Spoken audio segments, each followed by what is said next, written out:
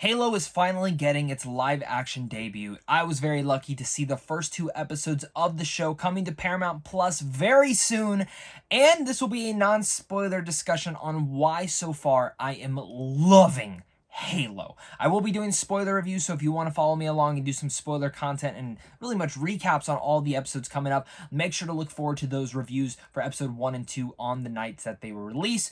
But in general, let's dive into this and again on why I love Halo, this series. I'm a big fan of the games, and this is something that I have really much grown up on. Halo 2 is my first experience really much with the Xbox and as well with the Halo franchise, and I absolutely, utterly fell in love with it. It's still my favorite Halo game to date. Halo 3, I absolutely loved as well. 4 and 5 kind of made me fall off a bit, but again, I still love the world and especially Master Chief and Cortana, and Halo Infinite won me back into this franchise like I know and love. And for me, with this show, I mean, Neil Blomkamp was supposed to make this back in the day, and then it fell apart, and then he went and made District 9, and now we finally have a show that has very much been in development hell. Spielberg is producing this and actually has gone over the script to really much push this show in, and I feel like that is actually what has surprised me the most. This isn't like a perfect show, but it's a show that I'm surprisingly loving, because the trailers looked good, but it could have turned out to be a sci-fi show, which, if you've ever watched a sci-fi show, can be cheesy, not the best, and a little bit boring. And I know there's some great ones out there, don't get me wrong, but overall for me, that's how it really much feels. But Paramount Plus has really much put a lot of money into this show. First off, the visual effects absolutely look phenomenal. There's a couple here which are a little bit iffy, and I don't know if it was just because of the screeners that we got, because sometimes screeners don't have all the visual effects completed yet. But overall, I was absolutely satisfied with the way that the elites looked, the way that some of the other aliens looked, and just in general, the landscape, the warthogs, the everything around that we all know and love in Halo was very much built in a very grand way that reminded me of certain aspects of when I'd seen Game of Thrones for the first time, where Game of Thrones' world was so massive and big. Halo really much feels that way.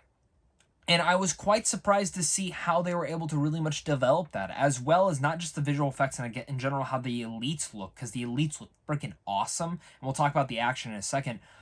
The big thing about video game adaptions, and something that a lot of these video game adaptions get wrong, is they either try to be too close to the source material and they don't understand the source material and they don't let it make time to breathe. Or in general, they also try to adapt nothing at all.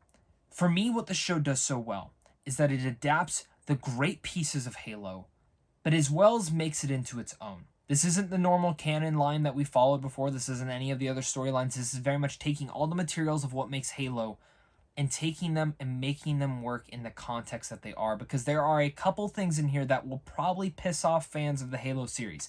One thing in particular did piss me off, but in the context it was done, I didn't hate it. And as the show progressed, I didn't hate it even more. I actually really was surprised by how much it worked. I'm still a little bit trepidatious of certain things and have my reservations on certain elements because it's hard to judge an entire show without the entire season.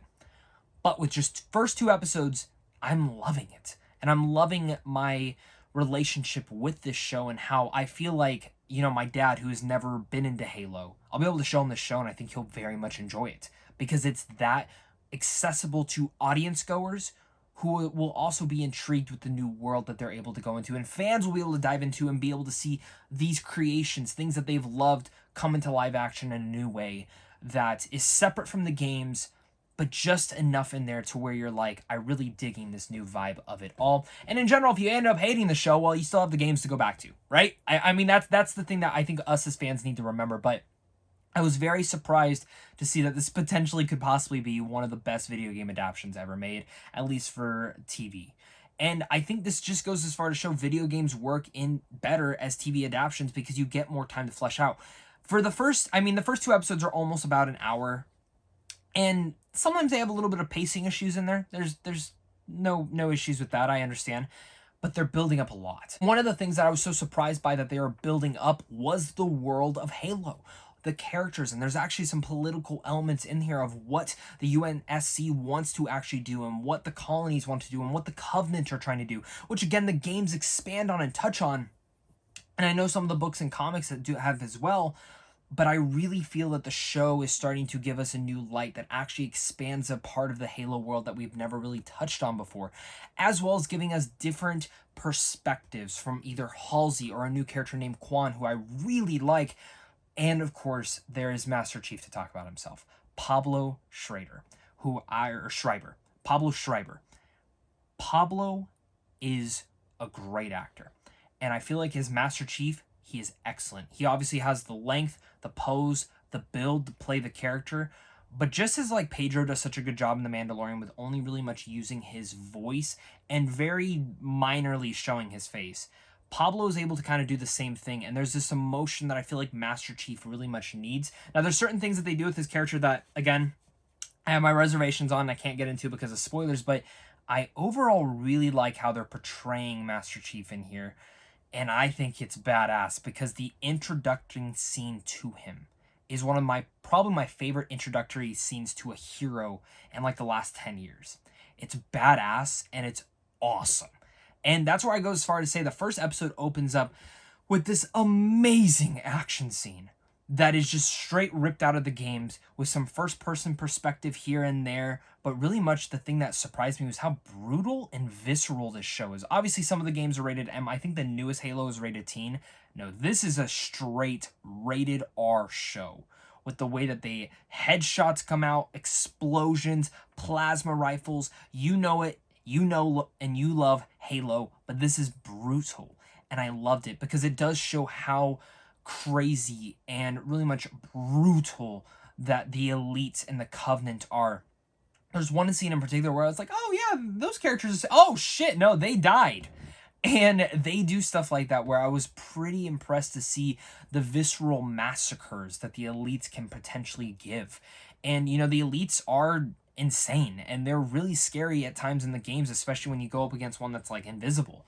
Seeing energy swords and all sorts of things like that, the action is impeccable, and I'm looking forward to what other action scenes they give to us in this series. And also seeing Master Chief was just freaking awesome. Again, going into battle, and again, just seeing how this is a different interpretation of this character and this world. Because certain things, again, I don't want to get into spoilers, but certain things are very much changed from the timeline. I'm like, oh, okay, this is very different. But I'm not gonna hate it until I see the finale of it all. Because again, while I'm loving the first two episodes, I'm loving what they're giving me right now, that could completely change by the end. I've seen this happen very much throughout different episodes of, and really much different shows that have frustrated me where I'm really into it and then the finale or something doesn't come to surface. But right now, I can totally say, Halo fans, you are in for a treat. People who have never been into Halo, you are also looking probably at the next big sci-fi show. Some of the visual effects, some of the special effects, again, need some work, but they're still great. But this is overall a fascinating show that I loved. One that expands the Halo lore into new realms, and one that I was not expecting to love this much. I thought it would be good, maybe even great, but it surprised me with how awesome this show really is. Overall, for just my cons, again, some pacing issues here and there and some reservations that I have with the Master Chief character and other characters. But other than that, really love this episode, and this is pretty much just my reaction, my non-spoiler review to the first two episodes. Again, I will be talking full spoilers for those very soon, so make sure again to hit that like and subscribe button so you don't miss out on content like this over here on a daily basis. Thank you again to Paramount Plus for sending on the episodes early. Hopefully you guys send the rest of the season, because I need it now after seeing some of the revelations in here. But overall, thank you guys again, and of course, until next time, stay classy.